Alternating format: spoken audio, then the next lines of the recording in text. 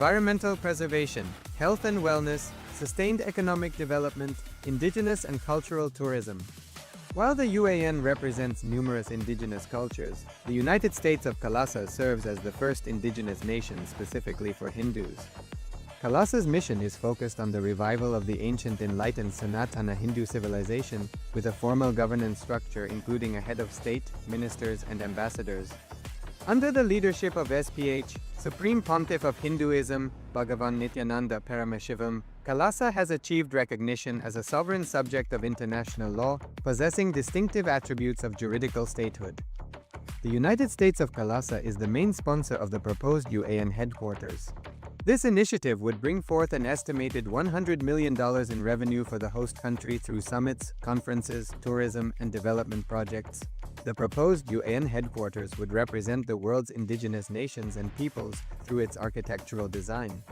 It would blend the best of all worlds, featuring top modern architecture, the highest green building standards, and ancient Vastu architectural principles. This headquarters would serve as a central hub for indigenous diplomacy, cultural preservation, and collaborative efforts towards sustainable development and global peace. Through this initiative, we aim to create a dignified platform for indigenous leadership rooted in ancestral wisdom, cultural legitimacy, and collaborative innovation, enhancing global dialogue and regional stability. The establishment of the UAN headquarters would position a host country at the forefront of a global movement promoting indigenous wisdom while creating significant economic opportunities for the nation and its people.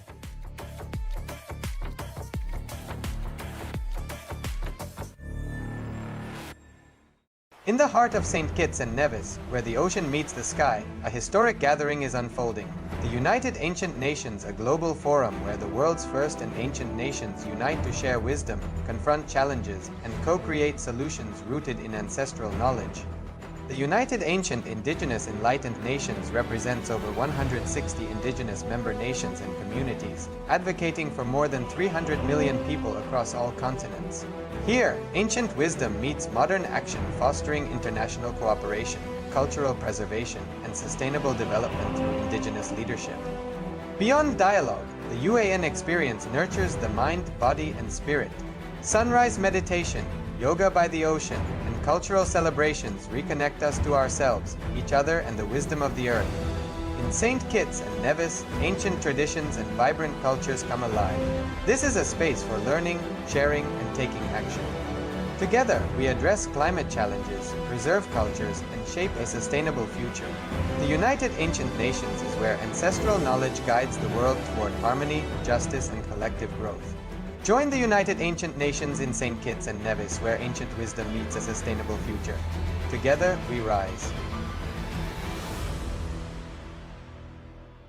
Established since 2002 in the United States of America, the United Ancient Nations is an intergovernmental organization currently made up of 160+ members and indigenous nations. The UAN and its work are guided by the purposes and principles contained in its founding charter.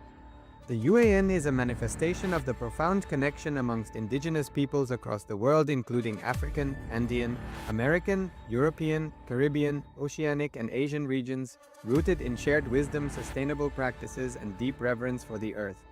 The United Ancient Nations serves as an international cultural and diplomatic organization focused on uniting indigenous cultures globally.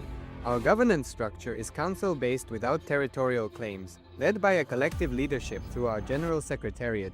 As a non-state entity with UN-style advocacy, we focus on several key areas: cultural and digital heritage preservation, indigenous diplomacy, revival of indigenous knowledge systems to solve humanity's problems, global peace, environmental preservation, health and wellness, sustained economic development, indigenous and cultural tourism.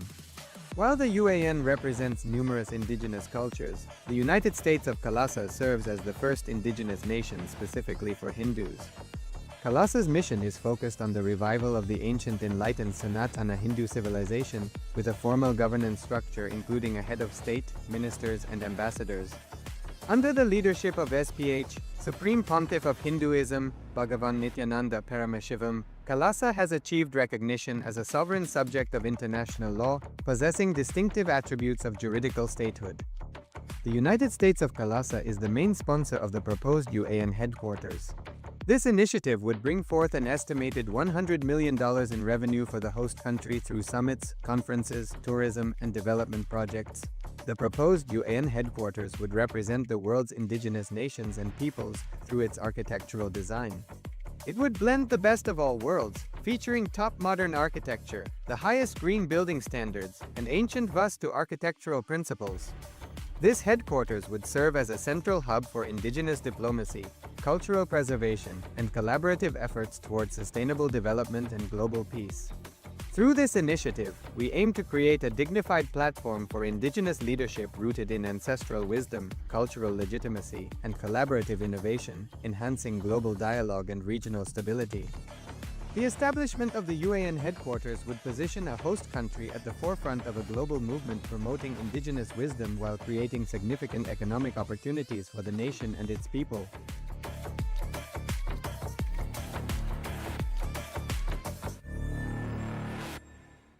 In the heart of St. Kitts and Nevis, where the ocean meets the sky, a historic gathering is unfolding. The United Ancient Nations, a global forum where the world's first and ancient nations unite to share wisdom, confront challenges, and co-create solutions rooted in ancestral knowledge. The United Ancient Indigenous Enlightened Nations represents over 160 indigenous member nations and communities, advocating for more than 300 million people across all continents. Here, ancient wisdom meets modern action, fostering international cooperation, cultural preservation, and sustainable development through indigenous leadership. Beyond dialogue, the UAN experience nurtures the mind, body, and spirit. Sunrise meditation, yoga by the ocean, and cultural celebrations reconnect us to ourselves, each other, and the wisdom of the earth. In St. Kitts and Nevis, ancient traditions and vibrant cultures come alive. This is a space for learning, sharing, and taking action. Together, we address climate challenges, preserve cultures, and shape a sustainable future. The United Ancient Nations is where ancestral knowledge guides the world toward harmony, justice, and collective growth. Join the United Ancient Nations in St. Kitts and Nevis, where ancient wisdom meets a sustainable future. Together, we rise. Established since 2002 in the United States of America, the United Ancient Nations is an intergovernmental organization, currently made up of 160+ members and indigenous nations. The UAN and its work are guided by the purposes and principles contained in its founding charter. The UAN is a manifestation of the profound connection amongst indigenous peoples across the world, including African, Andean, American, European, Caribbean, Oceanic, and Asian regions, rooted in shared wisdom, sustainable practices, and deep reverence for the earth. The United Ancient Nations serves as an international cultural and diplomatic organization focused on uniting indigenous cultures globally. Our governance structure is council-based without territorial claims, led by a collective leadership through our General Secretariat. As a non-state entity with UN-style advocacy, we focus on several key areas: cultural and digital heritage preservation, indigenous diplomacy, revival of indigenous knowledge systems to solve humanity's problems, global peace, environmental preservation, health and wellness, sustained economic development, indigenous and cultural tourism. While the UAN represents numerous indigenous cultures, the United States of KAILASA serves as the first indigenous nation specifically for Hindus. KAILASA's mission is focused on the revival of the ancient enlightened Sanatana Hindu civilization, with a formal governance structure including a head of state, ministers, and ambassadors. Under the leadership of SPH, Supreme Pontiff of Hinduism, Bhagavan Nithyananda Paramashivoham, KAILASA has achieved recognition as a sovereign subject of international law, possessing distinctive attributes of juridical statehood. The United States of KAILASA is the main sponsor of the proposed UAN headquarters. This initiative would bring forth an estimated $100 million in revenue for the host country through summits, conferences, tourism, and development projects. The proposed UAN headquarters would represent the world's indigenous nations and peoples through its architectural design. It would blend the best of all worlds, featuring top modern architecture, the highest green building standards, and ancient Vastu architectural principles. This headquarters would serve as a central hub for indigenous diplomacy, cultural preservation, and collaborative efforts towards sustainable development and global peace. Through this initiative, we aim to create a dignified platform for indigenous leadership rooted in ancestral wisdom, cultural legitimacy, and collaborative innovation, enhancing global dialogue and regional stability. The establishment of the UAN headquarters would position a host country at the forefront of a global movement promoting indigenous wisdom while creating significant economic opportunities for the nation and its people.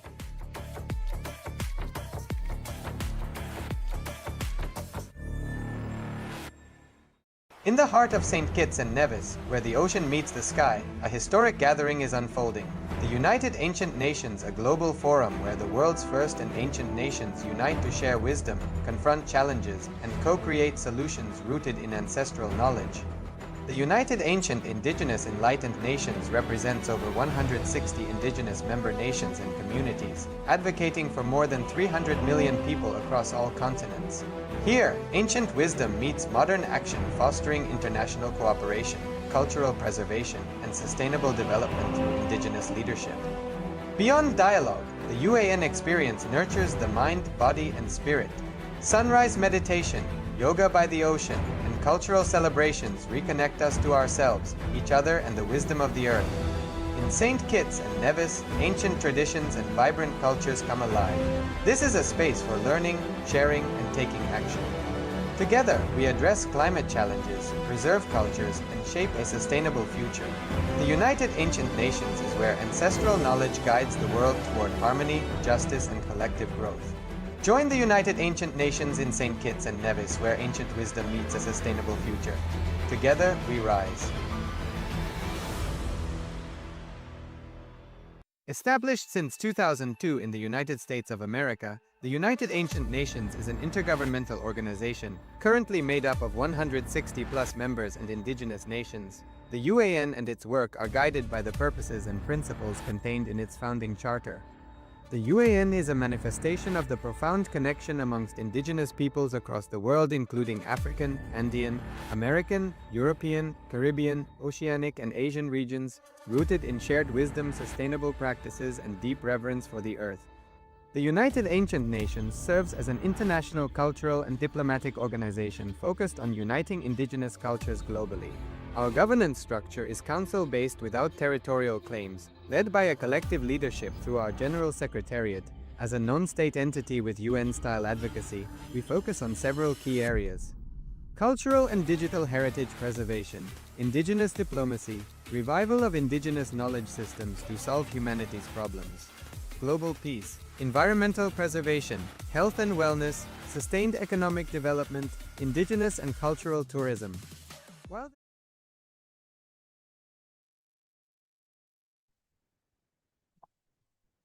Nithyanandam Paramasukadam Kevalam Jnanamurtim Dvandvatitam Gaganasadrisham Tattvamasyadilaksham Ekam Nityam Vimalamachalam Sarvadi Sakshibhutam Bhavatitam Trigunarahitam Satgurum Tam Namami.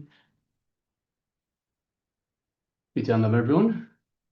What a wonderful, wonderful occasion, wonderful darshan by the Supreme Pontiff of Hinduism on this day 9 of Navaratri. It was a beautiful, beautiful occasion, and I hope you all enjoyed this beautiful opportunity to connect with Bhagavan, to be lifted higher and higher to higher frequencies, higher dimensions, higher energies. So thank you everyone for being here with us. And with this opportunity, while Swamiji has taken us to these higher dimensions, this is the best time to bolt in these higher dimensions, higher frequencies, higher energies by this power manifestation. So we're about to go into the power manifestation, the power of third eye vision. We'll do that shortly. Meanwhile, let us welcome everyone that's here with us. We have Wengchi Sin Aya and Nithyananda, welcome. We have Ma Nistya Gunya, Nithyananda. We have Atma Jyotikananda, Nithyananda Maya. We have Ma Maluhya Mauna, Nithyananda Ma, good to have you with us. Ma Harlan Samson, Nithyananda Ma. We have Matthew Vaiskadaya, Nithyananda Maya.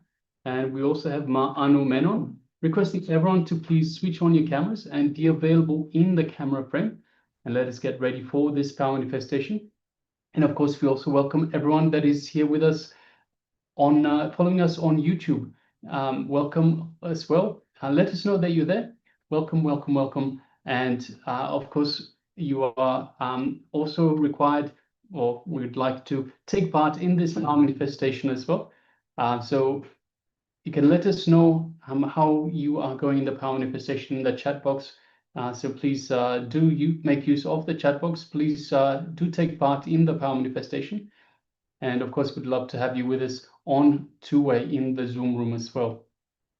So let us now get ready for this power manifestation. So as I mentioned, it is the power of third eye vision, requesting everyone to please put on your eye bands. So if you have an eye band, that would be ideal. If you don't have an eye band, that's fine. We can have any piece of cloth that is opaque in nature, such that you cannot see through the material itself, and also that the light doesn't fall into your eyes. So this way you're not distracted by optical stimuli. So once again, requesting everyone to please put on your eye bands and let us get ready for this power manifestation, the power of third eye vision. Requesting all the participants to come to the space of oneness. Let's start the power manifestation. Please sit straight with your head, neck, and spine in a straight line. Please get your eye bands and tie around your eyes. It can be any cloth, or make sure your eyes are closed. Now start centering yourself in the Anandagandha region, below the heart center and above the navel center. Remember Swamiji in your inner space, in your Anandagandha. Remember the most beautiful form of Swamiji which you connect with, or cherish the most amazing, dearest, enlightening, or friendly or loving experience, whatever it may be, you have with Swamiji, that you cherish in the deepest corners of your heart, of your being the most. Remember that form of Swamiji in your inner space. Remember the smiling form of Swamiji, or whichever form you connect with the most. Understand, all the negative self-talk is ego. Just drop it. All the truth, all the affirmations, all the truth is reality, that you are Paramashiva. You are Bhagwan Shri Nithyananda Paramashiva. Every other identity, every other thought is delusion. Anything other than that you are your ultimate, is delusion. Just drop it. Now, let's begin chanting the Mahavakya. Om Nithyananda Paramashivoham. Om Nithyananda Paramashivoham. Om Nithyananda Paramashivoham. Now we are going to project the image. Keep your eyes closed and look through your third eye. The image is now projected. Let's continue.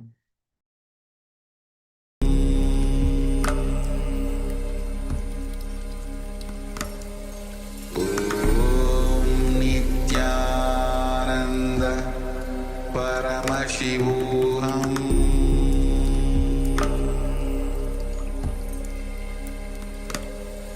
Om Nithyananda Paramashivoham.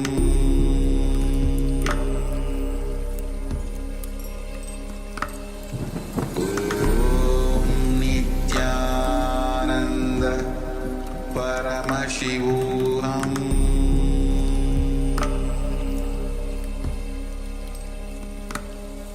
Om Nithyananda Paramashivoham.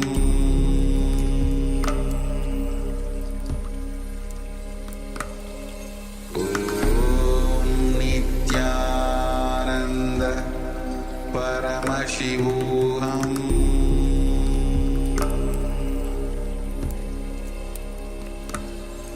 Om Nithyananda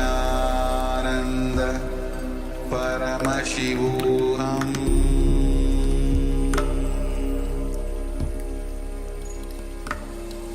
Om Nithyananda Paramashivoham Paramashivoham Om Nithyananda Paramashivoham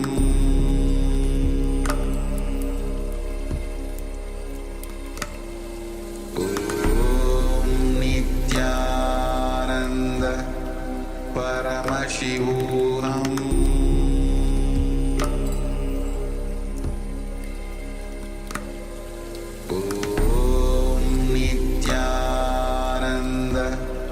Paramashivoham Om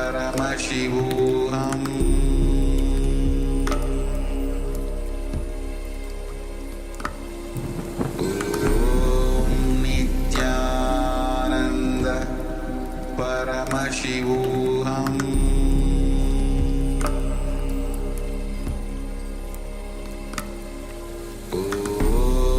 Nithyananda Paramashivoham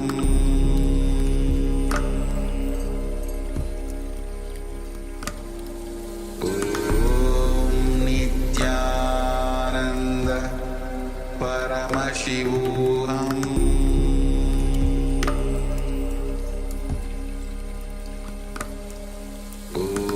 Om Nithyananda Paramashivoham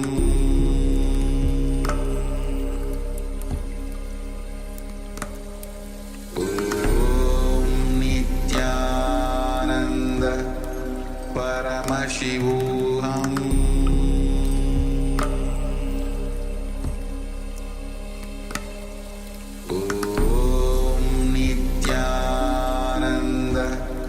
Paramashivoham Om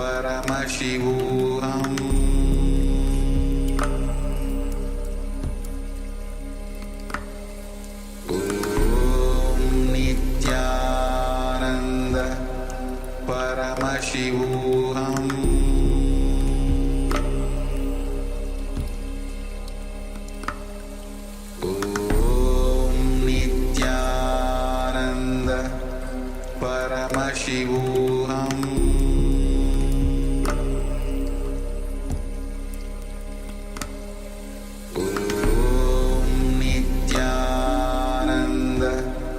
Paramashivoham Om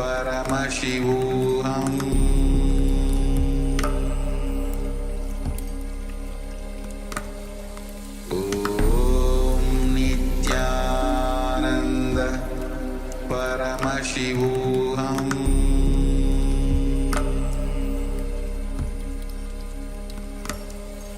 Om Nithyananda Paramashivoham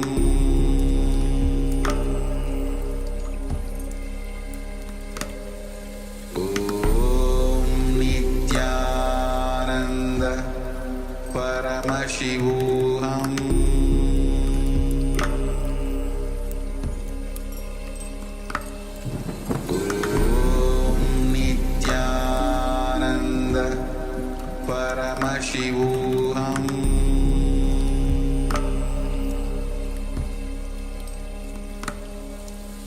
Om Nithyananda Paramashivoham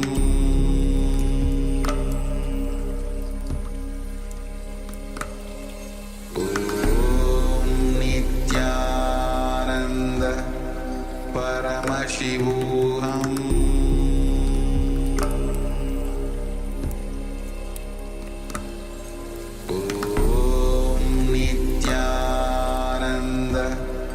Paramashivoham